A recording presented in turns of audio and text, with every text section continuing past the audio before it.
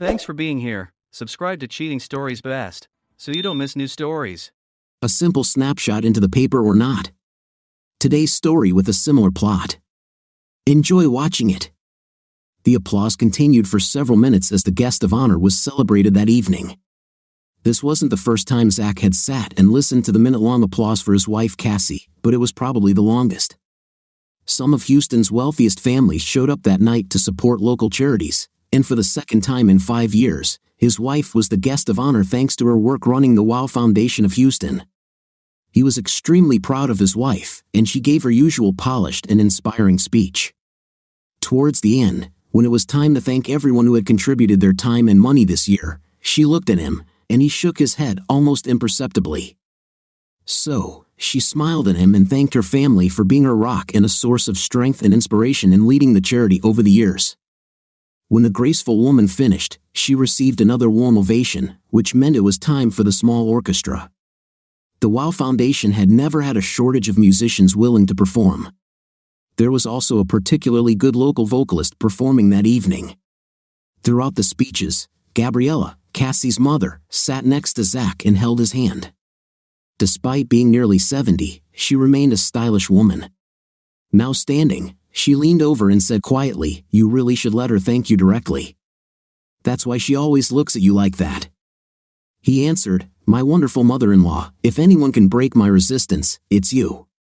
But we've already discussed this. I wouldn't be sitting here if it weren't for her and you. I will always be grateful to her and to you." She squeezed his hand and said, "Yes, that may be true, but I would say that you have contributed more than your fair share to our family. She wouldn't be standing there and the foundation wouldn't exist without you. I could not have a better son-in-law, and I could not love you more, even if you were my own son. Let's agree that she and I had really good mentors and our parents. You can be quite stubborn, Zachariah Davis." He laughed and said, "Well, I guess I learned that mostly from your late husband.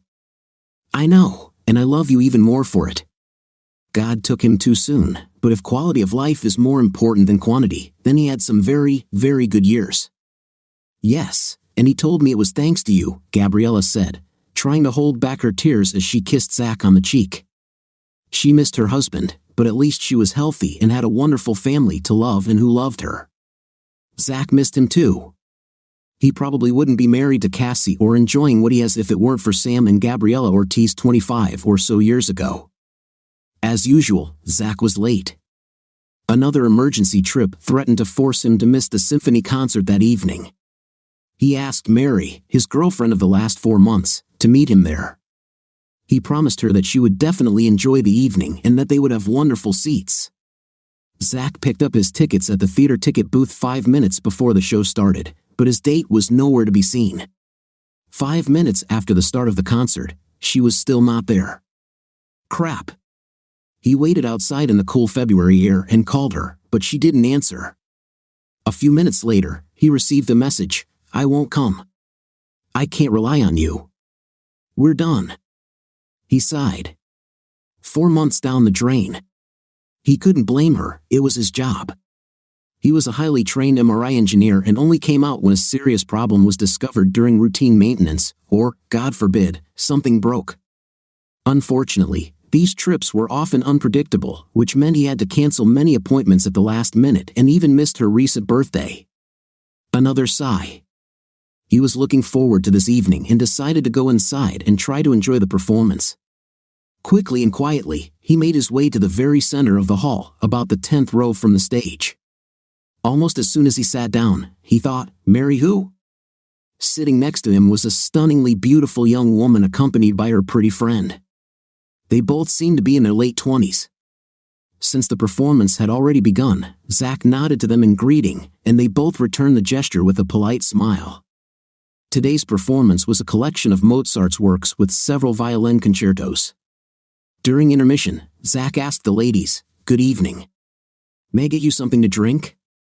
The pretty one replied, "No, thank you. Perhaps later." This brought a smile from the beauty who said, "Mindy, I'm sure he has plans for after, but it was a nice offer." "Thank you," Zach laughed. "Well, as you can see, there's an empty seat next to me, so it looks like I got promoted." This means I have no plans after this. It's a shame because I had reservations at Arcaros across the street. I heard the food there is amazing. I'm Zach. If you don't have plans, would you like to join me afterward, at my expense? Without waiting for her friend, Mindy said, "Nice to meet you, Zach. I'm Mindy, and this is Lisa. I'd love to join. I've always wanted to eat there." "Lisa, you can join or not, but I'm going." Zach liked Mindy's spirit. She was cute, but he hoped they would both join so he could admire Lisa a little more. Mindy seemed to be enjoying the concert, while Lisa was much more cool and critical of the performance. They chatted a bit before the second part of the concert began. When the performance ended, the orchestra received a standing ovation, including Zach and Mindy, but Lisa still seemed unfazed. However, she then turned to Zach and said, "So, Arcaros, huh? Let's go." Zach was delighted. He did have reservations, but they were for two. After explaining the situation to the hostess, he gave her $150, and within minutes, they were seated at a table. The ladies were impressed. Mindy asked, "So, Zach, although it was lucky for me that you were promoted, do you know why your companion didn't come?" "Yes, it's mostly my fault. My job is terrible in terms of scheduling. I can be sent to the other side of the country or out of the country at any time, which means I've had to cancel appointments with her several times because I had to go out of town. I know it wasn't fair to her. It's a shame because I asked the boss to get such good tickets. I wanted to compensate her with good seats and a nice dinner. Do you often go to the symphony?" Mindy responded, "Lisa goes to concerts a lot, but I haven't been for a long time. Since I'm her roommate, I'm usually terribly jealous." Zach looked at Lisa and saw that she was thinking. After a moment, she said, "I have a degree in accounting, but I also studied to be a musician. I used to love performing, but now it's more of a hobby." Mindy snorted. She's an amazing performer, but she's learning to criticize performances rather than participate in them now. She hardly plays. Lisa turned to her friend and looked at her with less than friendly eyes. Then she answered, "I'm learning to understand music better than I did before when I was just playing." Zach asked, "Oh, what instrument do you play?" Mindy responded, "She plays the violin amazingly. You should hear it." Lisa said, "I still play sometimes to keep up my skills, but I wasn't good enough to make it my profession." Turning to Mindy, she added, "And that's all I have to say about my performing." Zach realized this was apparently a sore subject between them. They ordered food and enjoyed dinner. Zach learned that Lisa worked as a CPA at a local hospital near Rice University. Mindy was a Montessori teacher working with preschool-aged children, and her school was 10 minutes from Zach's work. She loved her job, but like many Montessori teachers, she didn't make much money. At the end of the evening, when Zach paid the bill, he said, "I know it's too bold of me, but I would like to see you again. If you don't mind leaving your phone number, I'll call you. If you want to think about it, here's my business card. As I mentioned, I often travel on business trips." Mindy didn't hesitate. "Give me your phone." When he handed her the phone, she dialed her number and said, "I like to go out. I love both places like this and barbecue. I'm not demanding." He liked that. Lisa didn't seem ready to share her information, so Zach thanked them for a wonderful evening and wished them good night. Late Monday night, Sam Ortiz, owner and CEO of Magnolia City Diagnostic Instruments, and his wife Gabriella came knocking on Zach's door. They asked, "Well, how did those tickets go? Did you and Mary have a good time?" Zach laughed and told them about how he got dumped but met two other women with whom he had dinner. Sam was a great CEO and a good boss. Zach had worked for him for almost 9 years, starting as an intern in college, and loved every minute of it. Sam was in his early 50s, his hair starting to turn gray, and Gabriella's cooking skills meant he needed to lose a few pounds. Gabriella was special, not in terms of beauty, but she was a force in her own right. She was the only woman Zach felt compelled to be respectful toward because of the way she carried herself and acted. She was like a cross between a queen and the head of a girls' school, always correct, always impeccably dressed, and never in trousers or jeans. Zach doubted she even owned jeans. Most likely not. She exuded confidence without being arrogant. Although many on the team thought she was too strict, Zach considered her a rare gem. She loved him too. Neither her face nor her figure would be considered above average in attractiveness, but she was an expert in dress and makeup and knew how to highlight her assets. It was clear that he and Sam were true partners in business and life. She once worked in the company's accounting department and continued to help prepare quarterly and annual reports. Her true value now was in helping Sam interview new employees, including Zach many years ago. She was also active in local philanthropy. They had 3 children, all around Zach's age. The eldest son had recently become a surgeon, the middle daughter was studying medicine and biomedical engineering, and the youngest son had just become an engineer at Ortiz. Apparently, the children were worthy people like their parents. Sam said, "I'm sorry about what happened with Mary, but if you still have 2 new friends, that's something. I hope your next girlfriend will be more understanding. You know I won't ask you to go on business trips forever, right?" "I know, and thank you. To be honest, I like my job. Keeping these devices in working order is important to hospitals, their patients, and our company. So, I'm ready to live the unpredictable life a little longer. Maybe in a few years, we'll find a way to reduce the number of business trips, or better yet, hopefully, we will grow so much that we can hire multiple engineers in each region, so international travel is kept to a minimum." Sam smiled. "That's the plan, Zach. Hopefully, one of these 2 girls will be the right one." Sam always hoped that Zach would find a good girl. Gabriella didn't always approve of Zach's dating, her usual comment being for him to choose his girls wisely, which always made him and Sam laugh. The next day, Zach was very surprised to see a message from Lisa on his phone. "Hey Zach, call me when you have time." He called her early in the evening, and they agreed on a date for the coming weekend. When he came to pick up Lisa to take her to the restaurant, she looked gorgeous in a beautiful knee-length black dress with just enough cleavage to attract attention without being too revealing.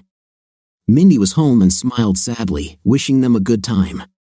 Lisa told Zach, "Mindy and I talked and decided we'd try it as a couple first because she's looking for someone who doesn't travel as much." Zach didn't complain. While Mindy was cute, Lisa was gorgeous. She had dark brown hair and fair skin, stood about 5.5 feet tall, was in shape with toned buttocks, and breasts that looked a little larger than the palm of his hand. He would be the envy of many that evening. Thus began a relationship that quickly flourished. A few weeks into their relationship, he persuaded her to meet his brother and sister-in-law, who also lived in Houston, at a restaurant near her work. Lisa went straight from work, and when she arrived at the restaurant, she saw a pretty woman talking to Zach at the bar, clearly enjoying what she found in him. Lisa didn't want anyone to come between them, so she walked up to him and said, "Hi, honey," and started kissing him as if examining his tonsils. The other woman's eyes widened at the sight, and Zach looked shocked as well. As she finished the kiss, she felt someone touch her shoulder and heard, "Hey, Lisa. I see you've already met my twin brother Daniel and his wife Gina." Lisa stepped back, realizing what she had just done. She immediately put Zach between her and Gina and muttered, "Sorry, I didn't know. I thought some stranger was trying to flirt with Zach." She then turned to Zach and said, "You didn't tell me you had a twin brother." "Sorry, I didn't expect you to do what you did." Daniel extended his hand and said, "Nice to meet you, Lisa." Gina wasn't happy, even if it was an honest misunderstanding. Trying to soften the situation, Lisa asked, "What do you do?" Gina replied, "When I'm not defending my husband from harassment, I work in procurement at Exxon." Daniel added, "I'm a criminal lawyer." "And you?"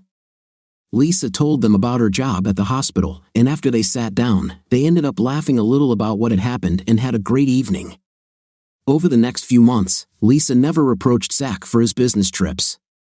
When he was away, he called, and they talked on the phone for almost an hour. She was disappointed when he left but happy to see him return. When he was gone for more than 2 or 3 days, she acted not just happy but relieved that he was back.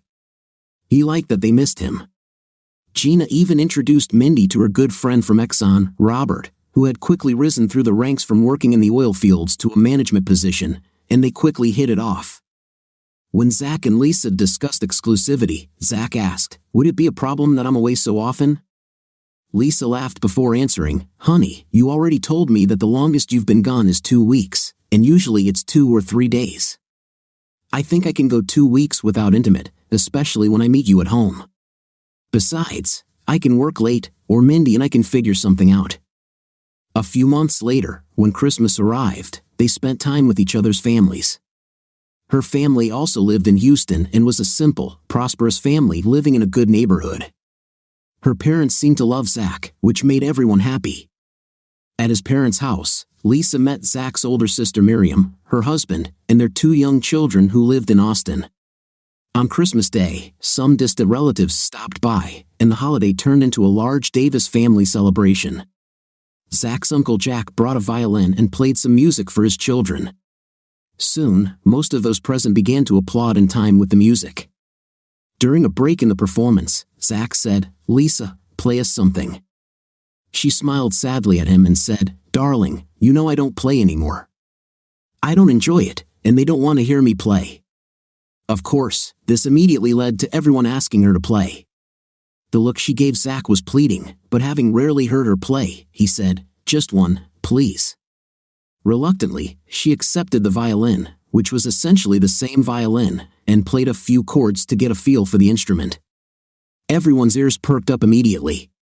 After turning a couple of tuning pegs to tune it the way she wanted, she began playing Leonard Cohen's Hallelujah, which had become very popular due to its inclusion in the Shrek movie soundtrack among other covers of the song. The entire audience was stunned and mesmerized by her skill and sincerity.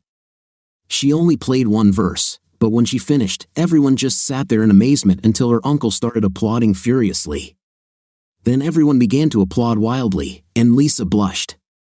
Jack said, "God, Lisa, I'm scared to play after what you just did. It's like a completely different instrument." She whispered, "Thank you." Zach hugged her tightly, and a moment later, his mom and dad did the same. His mother said, "Lisa, you should play more often. Anyone who can play like this has a gift that should be shared." "Thank you," she said, "but I think once I realized I wasn't good enough to play professionally, the disappointment killed a lot of the joy in the game." Zach's father said, "Lisa, whoever plays like that can play better than anyone except a tiny fraction of the population. You have to let people hear you, or at least for us, or at least for me, any time you want to play. I promise you will have at least one admiring listener." "Thank you, Mr. Davis." "I will think about it," Lisa said. Seeing how well everyone got along with Lisa during the holidays, even Gina, Zach knew he was ready for the next step. As soon as their vacation together ended, Zach bought a very nice ring, and the next day at work, he asked Sam to meet him at the end of the day. When the workday came to an end, he knocked on Sam's door and was delighted to see his wife there. "Sam, Mrs. Ortiz, do you have a minute?" "Sure, Zach, come in. What's on your mind?" Instead of sitting across from Sam's desk, the 3 of them moved to a more comfortable couch and chairs around the coffee table. Zach loved watching Mrs. Ortiz. Just watching her sit was like poetry. Every movement had purpose and precision. Today, she was wearing a midi-length dress with a cape of the same length and 3-inch stilettos. Her scarf and jewelry complemented her sophistication. Zach said, "I'd like to show you something." He then took out a box with a ring from his jacket and handed it to Mrs. Ortiz, who instantly tensed even more than usual. Her momentary inspection of the ring was cursory. She handed it to her husband, who after a few seconds said, "Very beautiful." "Zach, are you sure Lisa is the one?" Zach smiled at them both and said, "Well, the woman I would most like to marry is already taken and sitting in this room, so Lisa is my next best choice." Breaking the decorum briefly, Gabriella laughed and stood up. "Congratulations, Zachariah," she said, using his full name, as she always did with him and Sam. "I'm happy for you." She turned and quickly left the room. Zach looked at Sam in confusion and asked, "Did I offend her with what I said? Should I go and apologize?" "No, Zach, it was a very nice compliment, and coming from you, it meant a lot to her, I promise. You know she thinks very highly of you." "Then why do I feel like I did something wrong?" "She's just emotional. Don't worry about it. She's happy for you. We're both happy for you." "Thank you, Sam. Your opinion and her opinion mean a lot to me." "Well, you mean a lot to us." She always loved you from day one. Maybe that's why you and she get along so well. Not everyone understands it the way we do. Some understand, but most consider her too arrogant. Zach snorted. These people probably prefer to look for future wives in nightclubs. Sam laughed. Maybe not that much, but I see your point. Tell me, what do you remember about the day you interviewed with us? You spoke to 3 managers, and at the end, she and I spoke together. Zach replied, I remember being scared to death. I really wanted this internship, but there were 10 of us that day, and they told me there would be 10 more the next day for only 3 spots. Sam interrupted. It was because the price of oil started to fall at that time, which meant that all the local oil companies were hiring fewer people. Many top specialists interviewed with us when they normally wouldn't have. As you know, we hired 4 interns that year. Zach said, I know, and I competed against the best. I remember that Mrs. Ortiz didn't ask a single question or say a word during the interview. She just sat next to you and took notes. At first, I thought she was your assistant. During lunch, all the candidates stood at the table waiting to be seated, and she set out name cards to designate who would sit where. You and the managers were at one end of the table, and Mrs. Ortiz was at the other. She sat me down next to her. Other candidates tried to get your attention, and I assumed that if I was seated far away from you, I had no chance of getting one of the spots. So, I focused on having a good conversation with her. She was a little cold at first, but after a while, we enjoyed our time together, and I completely forgot about you. Sam replied, I can assure you I'd rather be on your end of the table. Zach said, when we finished, she thanked me for a nice lunch and said she hoped to see me in the office. I thanked her for lunch in the interview, shook hands with you and the managers, and left knowing that there was no chance of me getting one of the spots. Now, 9 years later, can you tell me what happened? I'm still not sure, Sam said. She chose these places herself. The other 3 managers assessed skills and competence, while she and I assessed how well the new employee would fit into the company. Everyone we interviewed was qualified enough to hire, and I didn't care about extra points on their evaluations. When you walked out of our interview, Gabby said, hire him, and we did. You didn't have to fight for attention during lunch, you were already accepted. Of course, you could have ruined everything by sitting next to her, but you charmed her even more. I still remember what we had for dinner that weekend thanks to you, manicotti. She told me how you helped your ex-girlfriend's parents in the kitchen. She was impressed by your suggestion of using a baking sleeve to fill the manicotti tubes and couldn't wait to try it. So, that's what she did that weekend. On the way back home, she was still laughing about how you and one of your ex-girlfriend's fathers liked to roll around in the mud for a few months after you broke up. I laughed when she told me that breaking up was harder for you and him than it was for you and her. My main memory of that day was watching her laugh and interact with you. You know her now, and you know that this is unusual for her. I'm telling you all this because I want you to understand how much she cares about you. You have a special relationship with her. Zach asked, how did you 2 meet before she became Mrs. Gabriela Ortiz? Sam chuckled.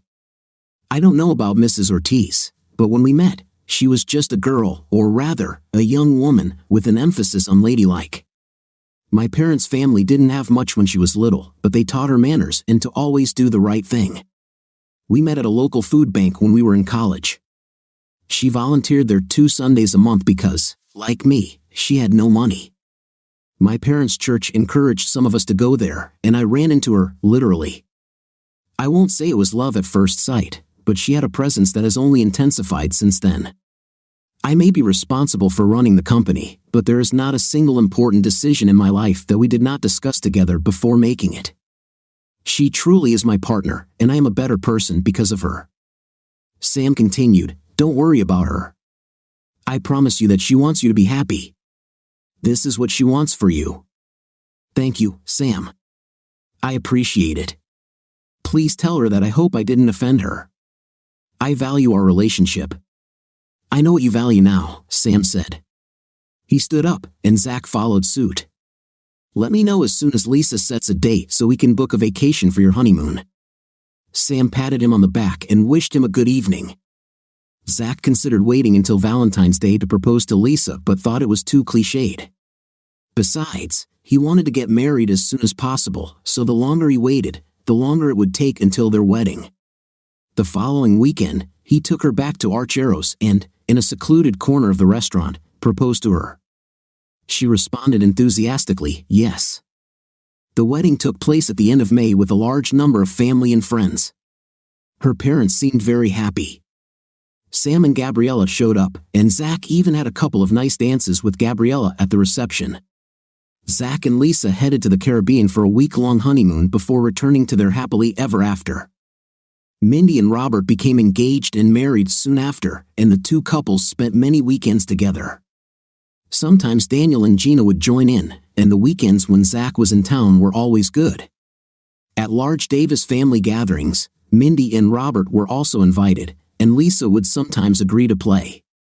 They discovered that Mindy had a beautiful voice to accompany Lisa.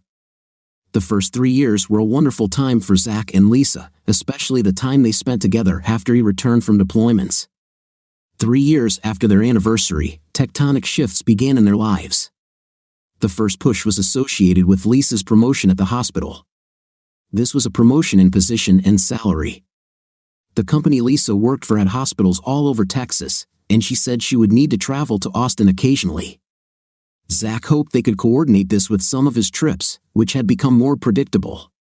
The reason for this predictability was that Sam wanted Zach to oversee the production and testing of 2 new types of ultrasonic sensors. McDye designed them, they were prototyped in Vienna and would be manufactured in Munich, Germany. The first sensor was a new design, supposed to be more sensitive than existing sensors. With improvements in computer and graphics power, it was now possible to produce 3-dimensional images of the body's soft tissues comparable to MRI, but at a fraction of the cost. The second sensor was much smaller and designed to be a portable device that worked with the latest iPhones and tablets, intended for use in ambulances, field hospitals, and other remote locations. McDye was about to challenge the giants in this field. It was a big responsibility but a great opportunity for Zach and the company. The testing schedule made his calendar much more predictable. Sam also hired his daughter Cassandra, or Cassie as many called her, into the company. She would be involved in research and development, but no one knew exactly what her role would be. The general consensus was that she and her younger brother would be groomed to lead the company in the future, which led to much skepticism among junior employees. The latest seismic event was Mindy and Robert's announcement that they were expecting a baby, and that Mindy was already 5 months pregnant. Her belly was just starting to show. This put a new emphasis on Lisa's schedule, who was still saying she wanted kids but wasn't ready yet. With the announcement of her being the best friend, Lisa began to doubt whether she was ready for this or not. She told Zach, "I really want kids and soon, but if we both travel, I don't know. I don't want us to be away from the baby." Zach understood. He said, "I am with you. Let's see how your trips go. If my trips become less frequent, perhaps we can arrange this." Lisa loved the idea and shared her joy with Zach in bed that evening. A month later, Lisa made her first trip to Austin while Zach had to go back to Germany for a week. They both had successful trips, and Lisa was more than happy to be reunited with her husband in the bedroom again. A few weeks later, Zach had another trip to Germany and several day trips around the U.S. 2 months after Lisa's promotion, Zach suddenly had to fly to Los Angeles to fix a broken MRI. As soon as he landed, he received a call from Daniel. "Hey, brother, what's up?" Zach asked. Zach, I need you to do me a favor while you're there." "Certainly, what do you need?" Daniel said, "I need you to call me as soon as you start planning to come home." "What? Why? Are Lisa and Gina okay? Do you need me to come back right now?" "Calm down, no, nothing like that. There's something I want you to do for me before you come home. That's all." Zach said, "Okay, Daniel, I don't understand what the secret is. All the parts one need are already at the hospital, so I should be able to fix the MRI in less than 24 hours. Expect my call tomorrow." "Great. Thanks, Zach. I love you." I love you too," he thought, "what the hell?" Around noon the next day, Zach called his brother. "Hey, Daniel, I'm almost done and planning to take an overnight flight back. What do you need?" Did you tell Lisa you were coming back? No, I called you first. What's the matter? Daniel asked, can you call or text her and tell her you'll be there in a day or two? Then take the night flight anyway and come straight to my house. Gina and I need to talk to you. Are you all right with Mother and Father? Why such secrecy? Don't start to panic, Daniel said. Everything is fine. You're asking too many questions. I need you to do this favor just this one time. Fine. My flight arrives at 5 a.m., so I should be with you before 6 a.m. We'll make coffee and breakfast for you. Zach replied, great. He wrote to Lisa, I need to stay a day, maybe two. I will let you know. Sorry. Lisa replied, oh, that's a pity. I was so looking forward to your return. I'll go with Mindy and do some shopping for the baby. He replied, I'm glad it's not me. This baby won't want anything. Love you. Lisa replied, I love you more. It was a good thing Zach only had to do the paperwork because he could barely concentrate for the rest of his time at the hospital. He took a taxi to the airport, collapsed into a chair in the waiting room, and took a quick nap, having barely slept the previous night working on the MRI. His 3-hour flight departed at midnight Western time and arrived at 5 a.m.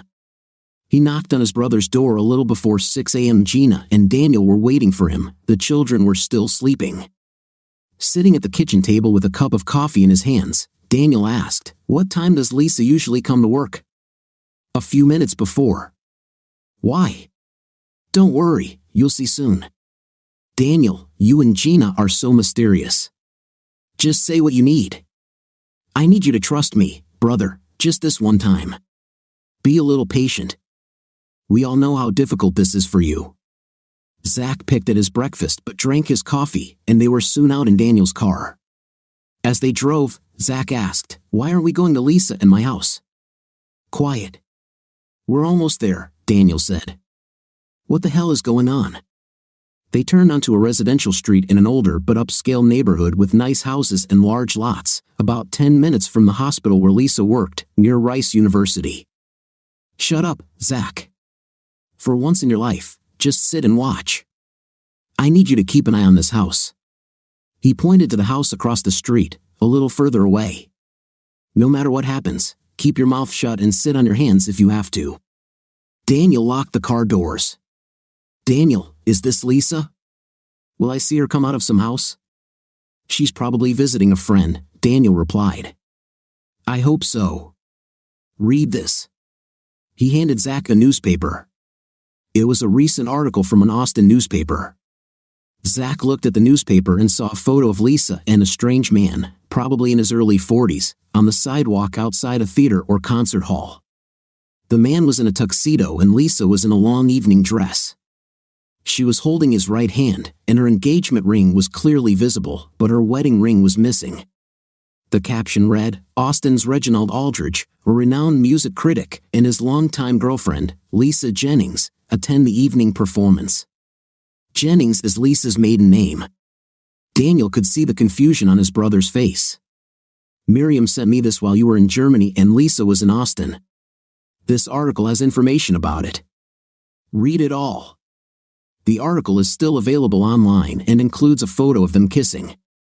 I have a private investigator's report at home that contains more information than you would like to know. It's a novel, Zach. This is not a casual connection. Daniel watched as his brother became devastated. He could see that Zach was hoping for an innocent visit, but the truth was starting to sink in. Daniel headed back towards his house. Zach was reading an article that chronicled Reginald's career as a leading Texas music critic who wrote reviews for several Texas newspapers. It turned out that he was a music professor at Rice University, where Lisa studied, but would soon take a new position at the University of Texas at Austin, his hometown. The article was flattering and allowed him to explain many of his views and activities. Why is he so harsh in his reviews? Zach wondered. He demands perfection and expects the same from other spectators. What are his interests? Zach asked.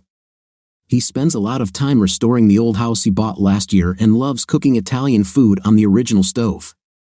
He spends a lot of time listening to the best music in his listening room. Personal life-wise, he was very happy with his girlfriend and saw no reason to change anything.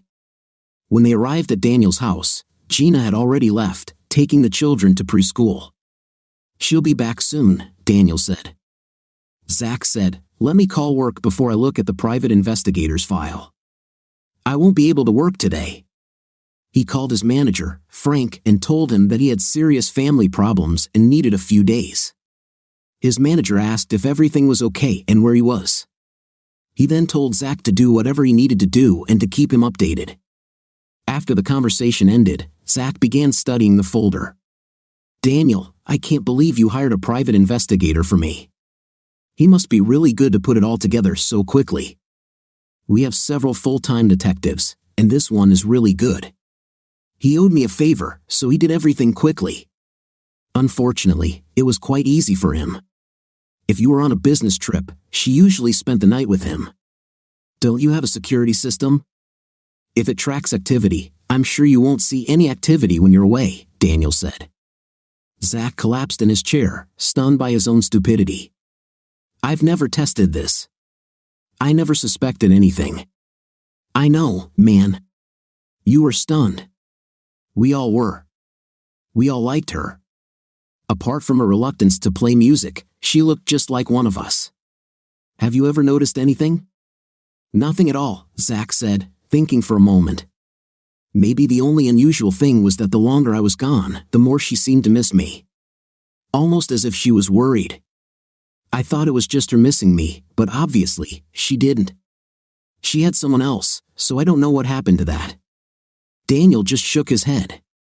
The folder was very thorough, containing more general information than Zach had ever known about Lisa or Reginald or Reggie. The information about Lisa was depressing. Lisa had been the first violinist of the Houston Youth Orchestra until she went to college. She stopped playing around the same time she became Reginald's student. No explanation was given. The private investigator also had access to Reggie's house, and it appeared that Lisa had set up a second residence there, with a collection of clothing and various items. She rarely had to return home when Zach was out of town. She simply drove from work to Reggie's, opened the garage door, and drove in. All of Reggie's neighbors thought she was his roommate. It was known in the Houston music community that he had a long-term girlfriend, although the detective had not spoken to anyone who knew her by name.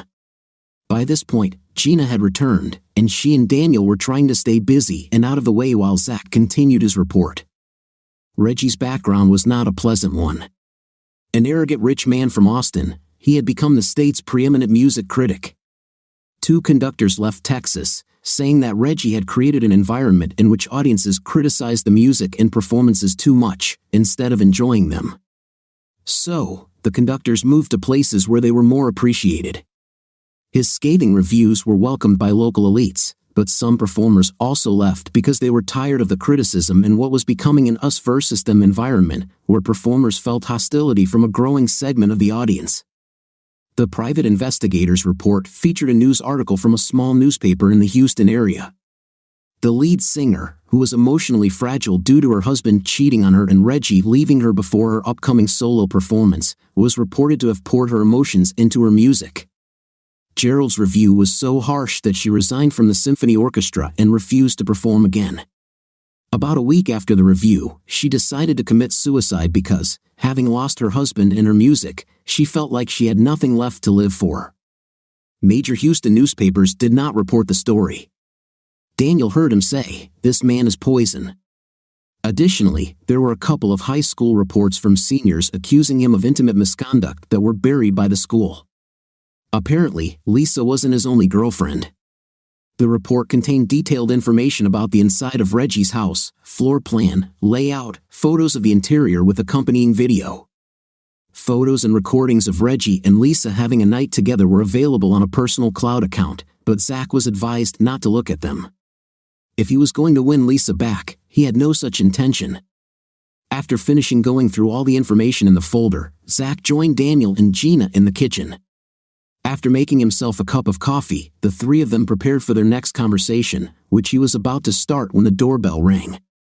Daniel walked over to answer, and Zach heard, "Excuse me, is Zachariah here?" It was Mrs. Gabriella Ortiz, and apparently, she had a pair of jeans. When she saw Zach, she walked up to him, hugged him, and squeezed him. Frank called Samuel, who called me. When I heard that you had problems in your family, and I knew this did not concern your work family, I came as soon as I could. They all looked at her speechless. She continued, "Come on, I'm not stupid. I know you, Zachariah. You've worked with us for almost 12 years, and until today, I think you've missed one day of work. For you to take more than one day off because of family problems is something serious." Zach smiled back. If he had never admitted it before that day, he definitely thought he loved this woman. He returned her hug and asked, "Daniel and I are twins. How do you know it wasn't me who opened the door?" "Because your brother looks at me differently than you do. You two could be dressed exactly the same, and I could always tell the difference," she said. "I'm guessing we're talking about Lisa." Zach nodded. "Is she cheating?" "You're sure?" Gabriella asked. Zach responded, "We have a PI report." "There is no doubt about it." She asked, "What are you going to do?" Daniel said, "We wanted to make sure he was here for us when he found out. Miriam, his sister, works at an investment bank in Austin. I saw the photo and sent it to us." Daniel turned to Zach and said, "After what happened with you and Scotty Mitchell, she didn't want you to be alone when you found out." Gabriella asked, "Who is Scotty Mitchell?" Gina replied, "I recently found out myself. It seems that when Zach and Daniel were playing high school football, the team's quarterback, Scotty, talked Daniel's longtime girlfriend into going out with him for a weekend during the season. Then he bragged and lied the following Monday during school to all the football players about having an intimate with her.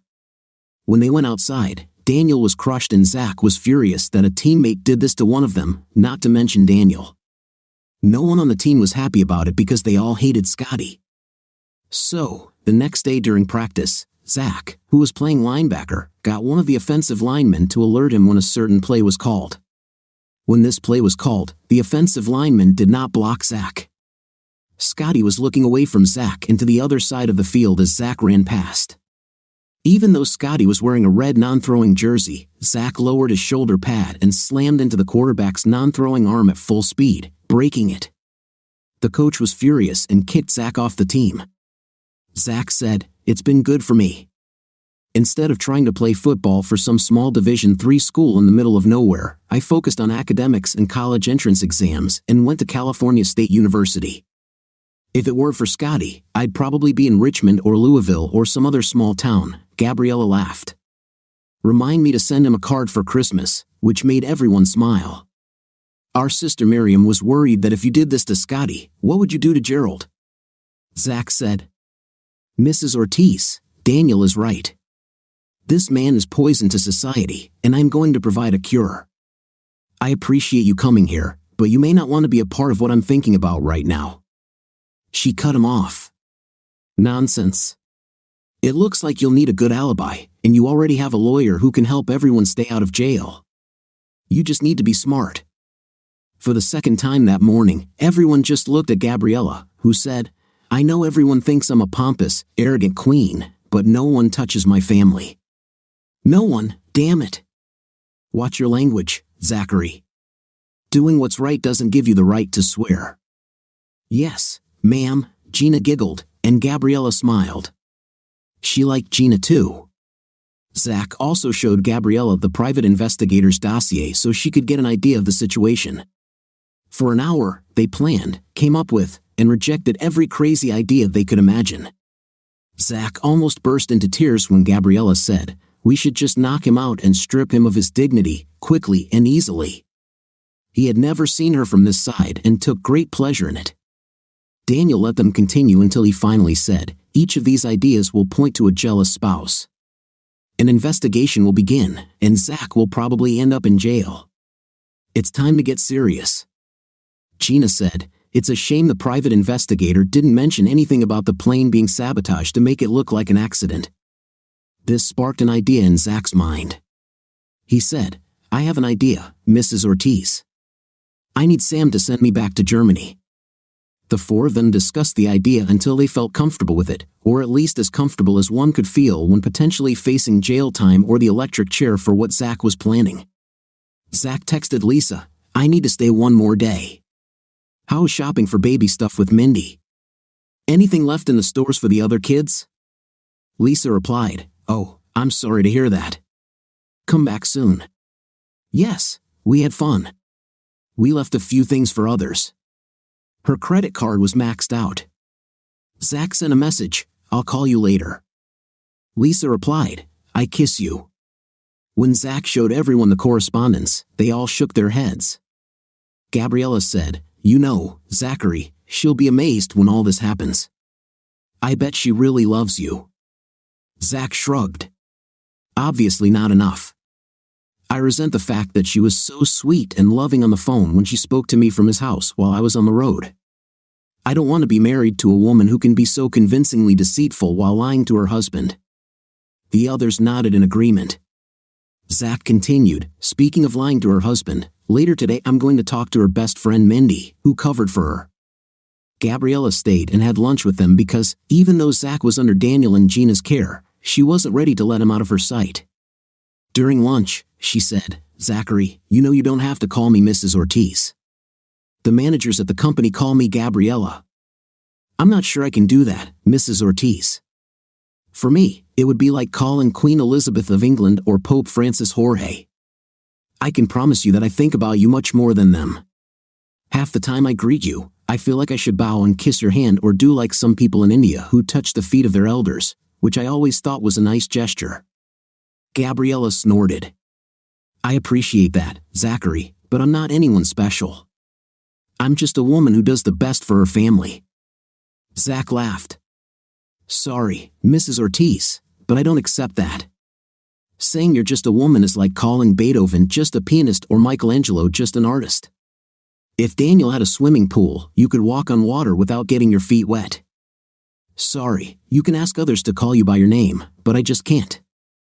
It was obvious to everyone in the room how much he appreciated Gabriella, whose eyes filled with tears at his declaration of devotion.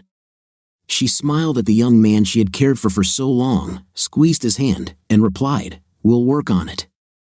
That day, Zach drove a few minutes to Mindy's school, arriving before the time she usually left.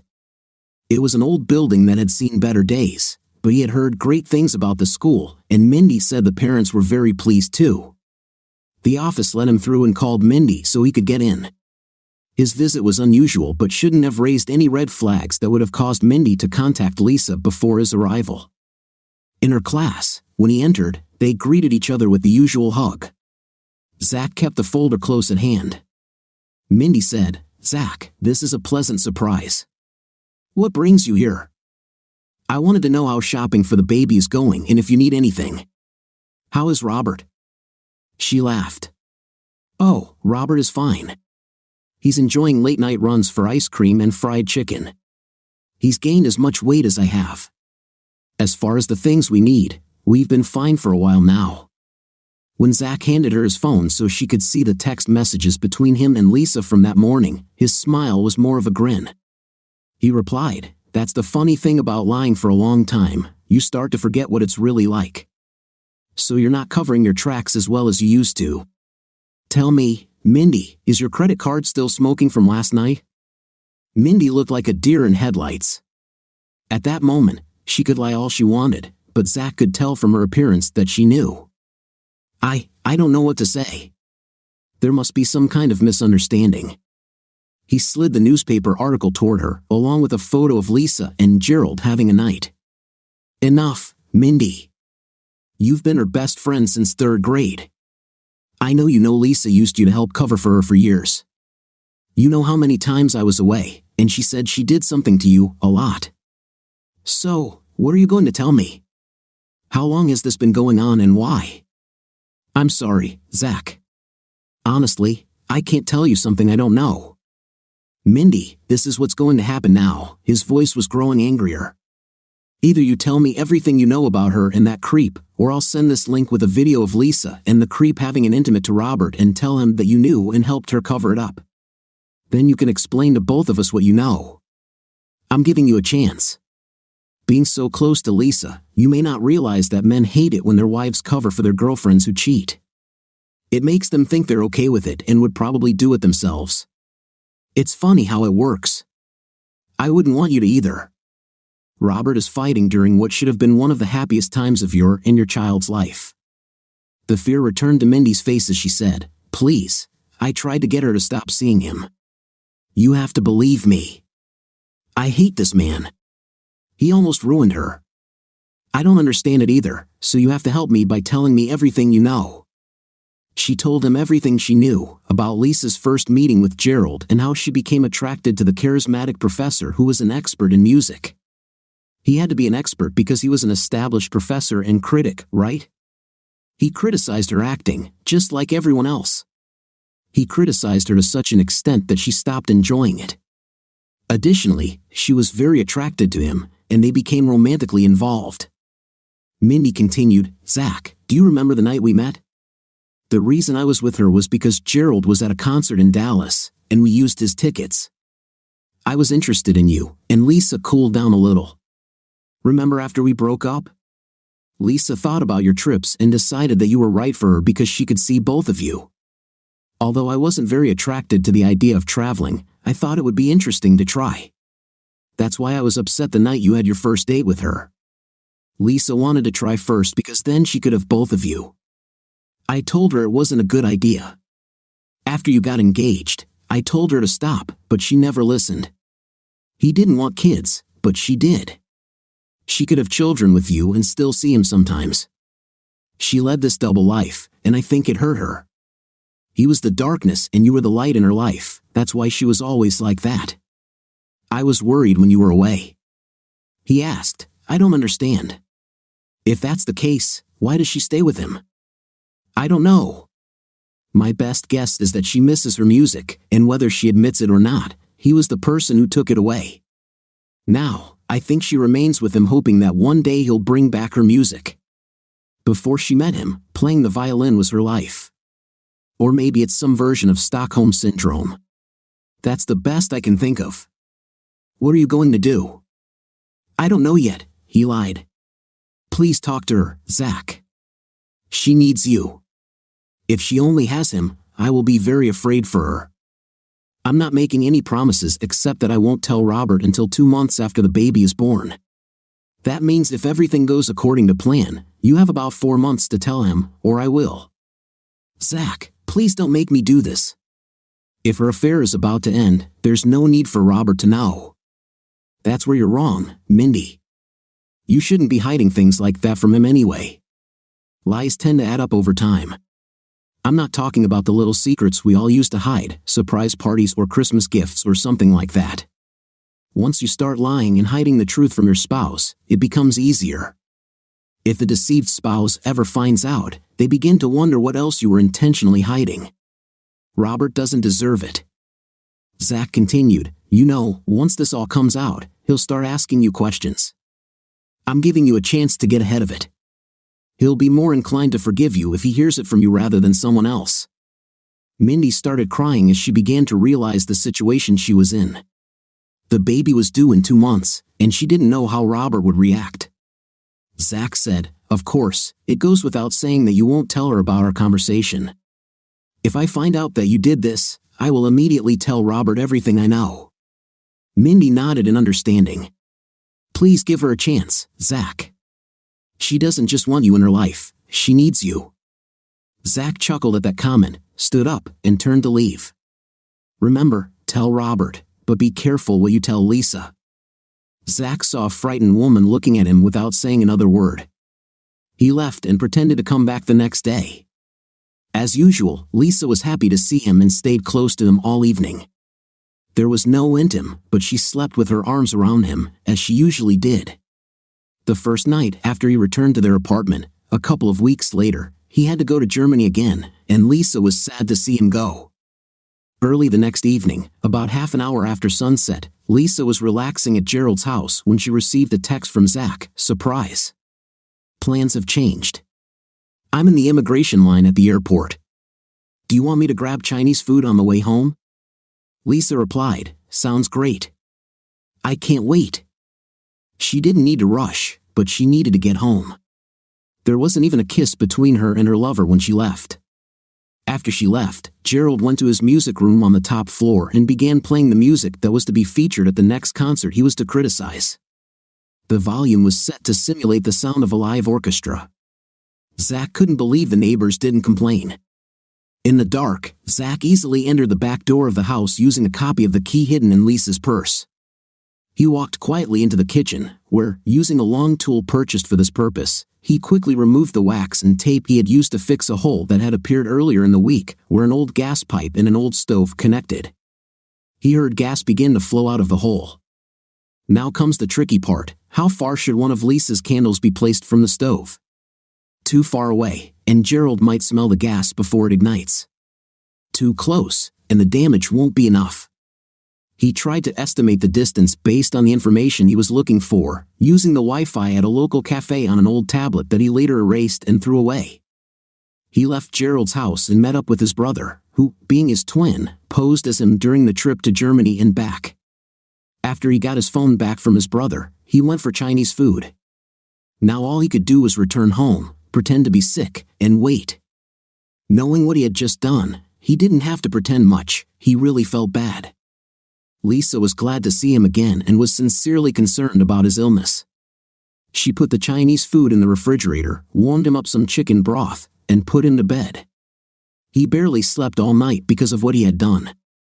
The next day, he woke up at 5 a.m. and carefully scanned the local news online without typing in any specific queries. He saw an article about a gas explosion in a house in Gerald's neighborhood. The resident was rushed to a local hospital and admitted to the intensive care unit. Crap, this will complicate matters. Zach took a quick shower and left for work before Lisa was out of bed. Around mid-morning, he drove to the hospital where Gerald was taken. It was the same hospital where Lisa worked. He saw an orderly smoking while sitting on a bench on the side of the hospital near the emergency department. Zach approached him, sat down next to him, and said, "For $50, you can get information about the patient." The orderly replied, "No, but for $100, I can." "For $100, can you do it right now?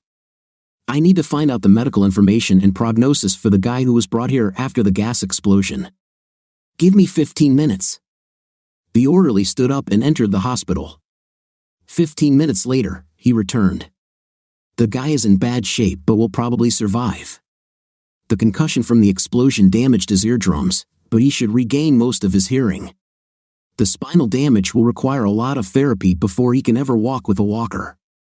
Everything else is minor, few fractures and cuts that have healed.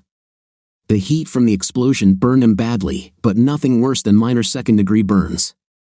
They're keeping him under anesthesia for a few days to see if his spine stabilizes. What does he mean to you?" "I'm a concerned neighbor."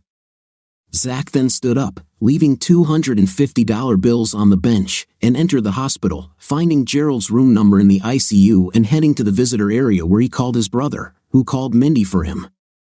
Mindy should have called Lisa and told her that she had just seen a news report about Gerald. Zach began to wait. Less than 10 minutes had passed when Zach saw someone running down the corridor. No need to guess who it was. He found a nurse, paid her $100 for the service, and followed her to the door of Gerald's room, from where his wife's sobs could be heard. There was something to sing about. Although she didn't know the full diagnosis, she could see that most of his body was covered in bandages and his right arm and leg were in a cast. A neck splint was placed on his chin and chest to prevent his head from moving. The nurse entered the room, saw Lisa by the bed, and began to study Gerald's chart. She then walked to the other side of the bed, so Lisa was looking at her instead of the door, and asked, "Are you his wife?" Lisa shook her head. "Girlfriend." Lisa nodded, not even realizing that she had validated the question by wearing her wedding ring. "How long have you been together?" Lisa nodded again. "About 10 years. "Wow, that's a long time. Does your husband know?" Lisa hid her left hand behind her back to hide her wedding ring. Then a voice came from behind her. "Now he knows." Lisa turned around in horror. She was shocked to see her husband standing there. The nurse quickly left the room, but not before saying, "If I hear one raised voice, I will kick you both out." They both nodded in agreement. Lisa asked, "What are you doing here?" "I came to see if I could invite my wife to an early dinner. Your 10-year-old lover doesn't look too good." Lisa flinched at this remark but said nothing. What, has the cat got your tongue? At least you're smart enough not to try to deny it, which is what I expected. It didn't concern you. He chuckled. You have no idea how much this hurt me. My whole world, our marriage, just fell apart, and you say it didn't hurt me? You should try harder. She said, I never neglected you. You always came first. I just spent time with Gerald while you were away. Soon you'd be spending time with him in Austin while I was here. I bet you somehow arranged to spend more time in Austin now that he's moving there. The look on her face confirmed his guess, and she was surprised that he knew about it. He said, maybe I know more than you think. Think about it. What I really want to know is why did I treat you badly? No. Did our life suck? No. I was lazy? In what ways? What about us or our lives? Again, no. Apparently, our marriage was simply not important enough for you. This is wrong. Then explain why. I don't know. I just couldn't let him go, and your absence made it easier. He said, well, I'm going to make it a lot easier for you. I don't know how much he wants you in his life, but I'm told he's going to need a lot of therapy. So he's going to need you or someone. Yet, I don't need or want you in my life anymore. So you can stay with him from now on. My lawyer will contact you. As he turned to leave, she grabbed his wrist and said, wait. I'll never see him again.